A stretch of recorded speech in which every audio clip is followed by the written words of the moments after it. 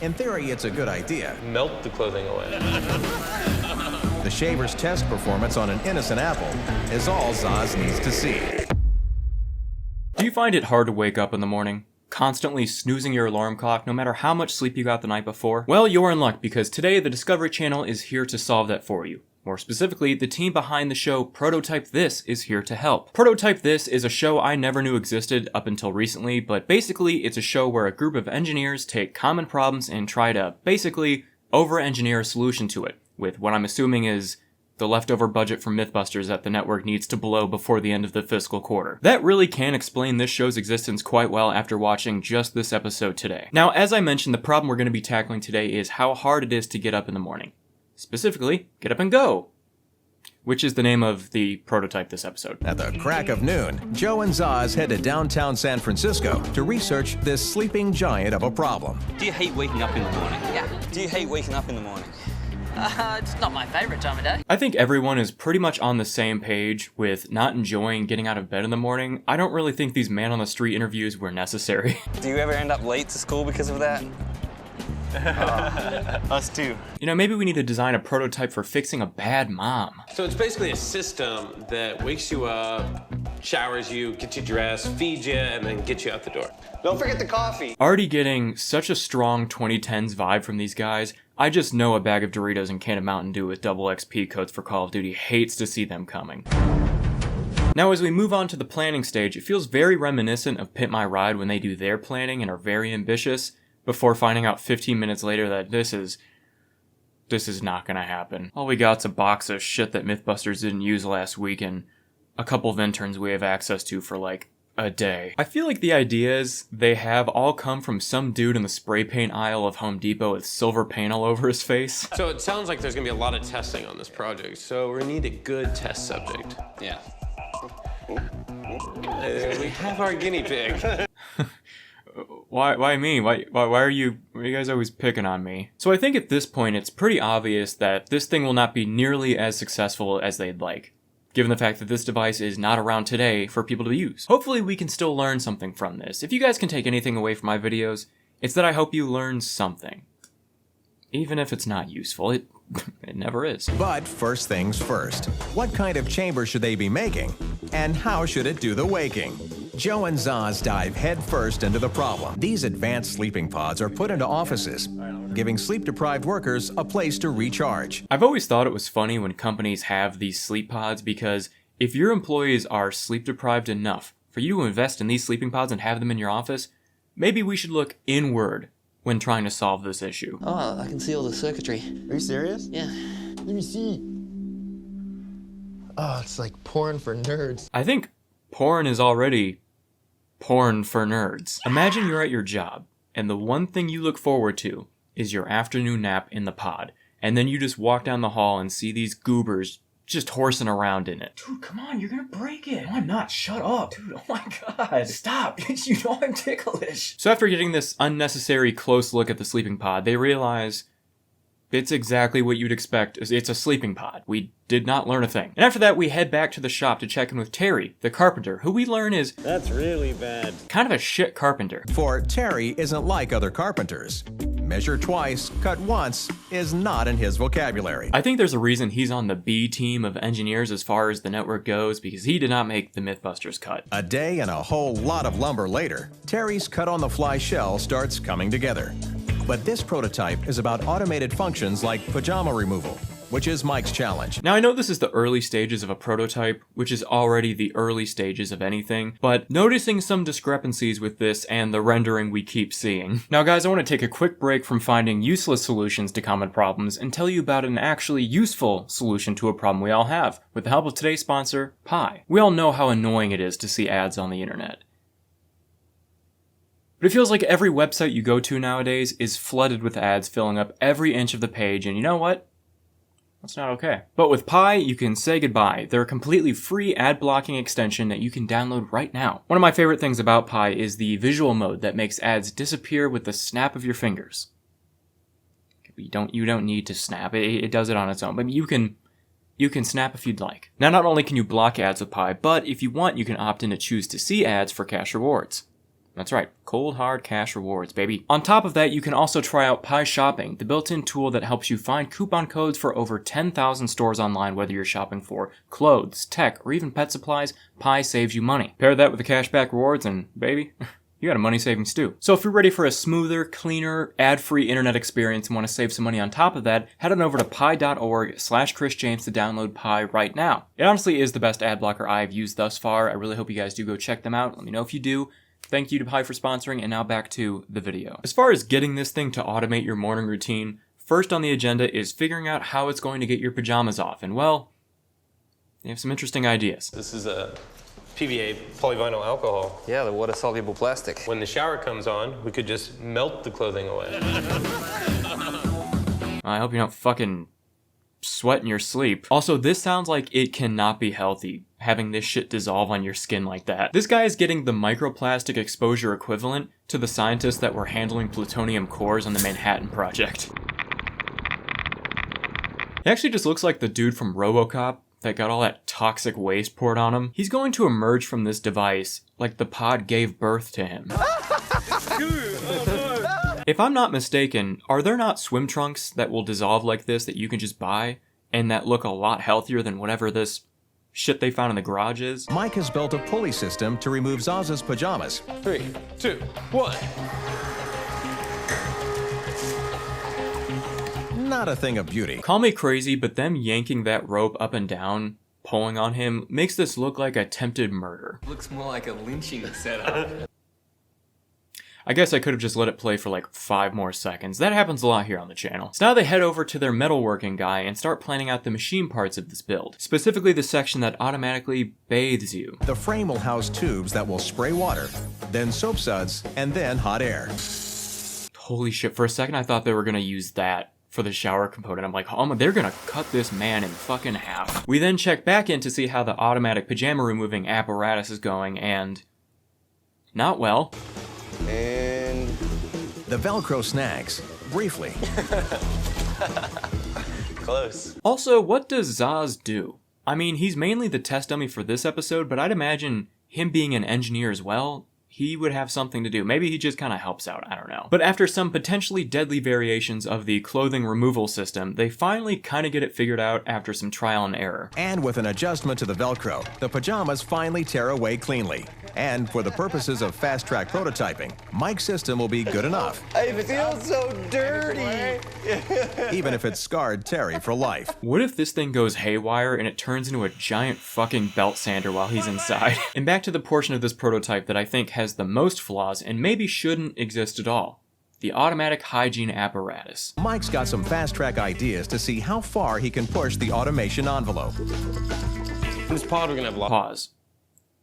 One of them already had that machine laying around. Replicating human hand movement is an incredibly complex task. And we only have about $60 for this whole fucking thing, so that's out. In the end, it's just more trouble than it's worth. I thought he was throwing up there for a second, like... But Mike's not giving up on automated functions yet. He's got another idea. A robotic shaver. If the teeth brushing thing was a no-go, why in the hell is the idea of an automatic shaver still on the table? The shaver's test performance on an innocent apple is all Zaz needs to see. I don't think I need to bleed for this experiment. Why are we even wasting our time on an apple? Like, what is that going to prove? It does not have facial hair. So you wouldn't see it work even if this did on an apple. The only way you're going to see this razor do anything to this apple is if it skins it. Why not a kiwi or something? Not that we should be entertaining this at all, by the way. At least we got this all squared away now than later on with Zaz. So now that we've got hygiene debatably out of the way, we can move on to breakfast. And I don't have high hopes. I don't think any part of this process I have, though. And of course, this system will be automated, first starting with his refreshments. It's messy, but it works. Perfect. It seems that the breakfast cereal doesn't flow as easily as water, so it's hooray for puree. In theory, it's a good idea. I'm not hungry anymore. Oh my god, this is awful. At this rate, this whole machine is going to be something that even the guards at Guantanamo would be like, whoa, alright, come on guys, that's a bit much, isn't it? I can only imagine the experience of being fed by this thing is like Patrick getting all those snowballs shot out at the back of his throat. Totally automatic is not always the goal. You know, our goal is quality of life as much as it is efficiency. Which means that the messy auto-feeding device, the dangerous auto-shaver, and the clumsy automatic toothbrushing functions are out of this prototype. Props to them for admitting when shit won't work, but is this all not like 70% of the ideas they had planned for this thing? As we check back in with the automatic shower, it seems to be working decently well, which, not a high bar at this point. It's vibrating like crazy. But it's doing what it should. Violently shaking aside, let's hope we get that under control before presentation day. It still is, though, the only thing that is working well so far. And once he's clean, it even blows him dry. I feel clean for the first time in weeks. You look clean.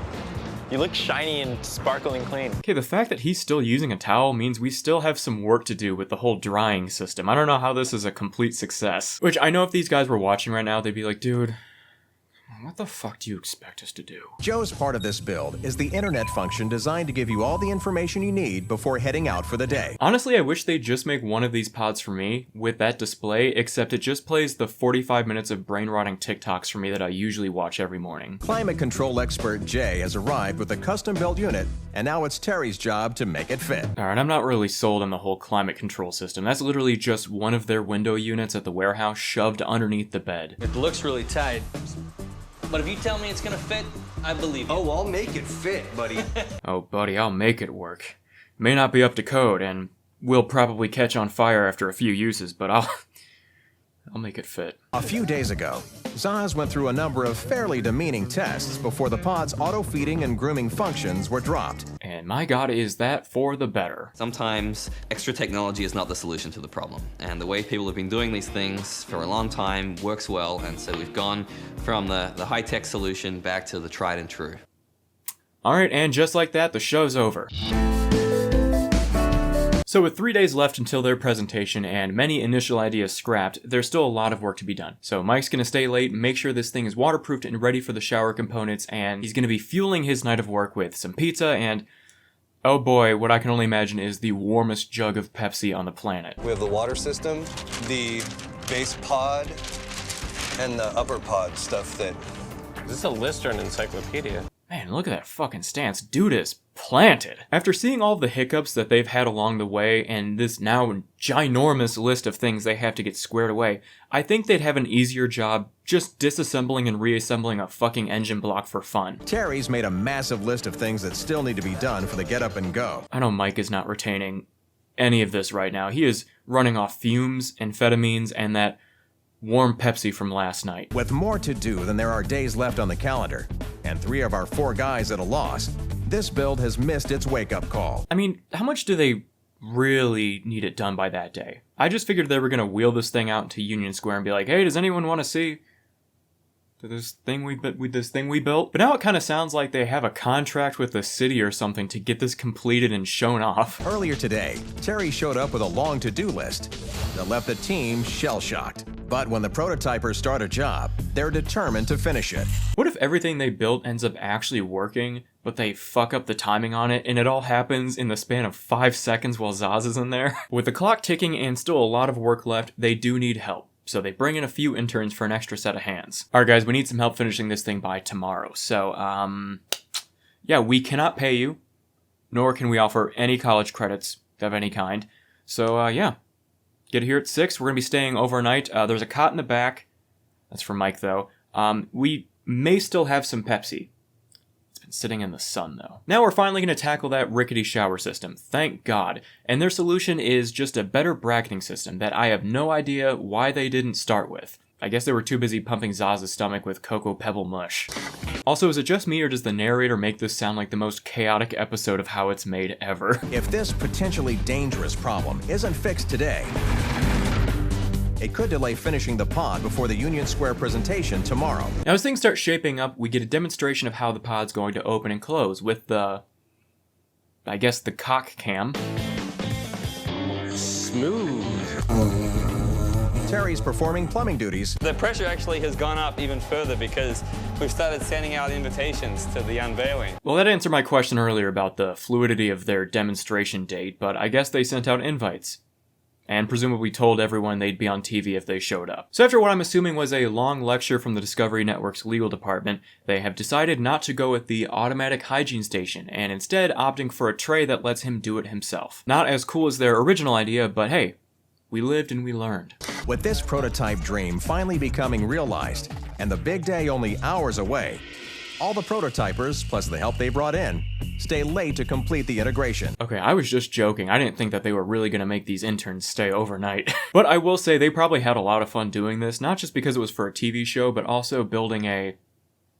I guess the best way we can put this thing is a whatchamacallit. There's a lot of work to be done, but there's a lot of problems that are going to come up. I guarantee it. But who knew the next problem would be such a big one? Just as everything was starting to come together, the hydraulic supports cracked. Arguably a crucial component, and they really make it seem like they're going to be ruined because of this. The team mobilizes for emergency surgery on the pod's frame. But with little time left, this sleeping giant may never wake up. But then after the commercial break and 2 to 3 minutes of recapping, they just fixed it real quick. It was not the life or death situation we had been led to believe. Now after everyone's had a good night's rest in this dirty warehouse, it's time to head to Union Square and set the stage for the first live demonstration of the get up and go. Of course they're nervous because this seems like it's the first time they're testing this at all, so it needs to work in front of this crowd. And after everything we've seen thus far, I think best case scenario, this thing doesn't explode and kill Zaz inside. But either way, I know there is no world where this is going to look like the simulation they kept showing us. So as long as nobody dies, they should get an applause. Folks, some people do need a rude awakening, like Zaz here. This boy can sleep through anything, except this. We like to call this feature the shake and wake. With this being the first time they're testing it with Zaz inside, what if he doesn't react well to being shaken awake inside and just throws up all over the plexiglass in front and ruins everyone's day? Now, if the shaking doesn't wake Zaz up, we built in a backup mechanism to the chamber that replicates the atmosphere of Jupiter inside. And voila. Imagine if they did go with the old pajama system and one of the buttons didn't pop, so he just gets hanged in front of all those kids. But the rest of the demo goes flawlessly, and the automatic hygiene system works perfectly.